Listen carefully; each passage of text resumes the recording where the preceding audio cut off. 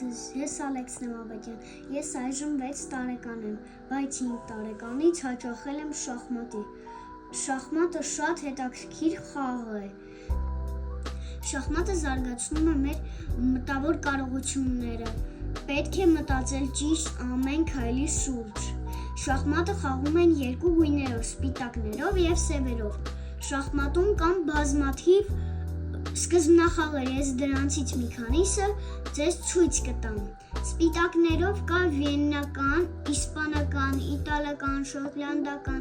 սևերով կա եչորդ դեհինգ սկանդինավյան, պորտուգալական, շախմատում ամենաուժեղ խաղաքարը թագուհին է, իսկ ամենակարևոր խաղաքարը արքան, կան նաև ուրիշ խաղաքարեր, օրինակ նավակը, օրինակ ձին, օրինակ փիղը և օրինակ զինվորները, զինվորները առաջնադաշտում խաղում են երկու քայլ,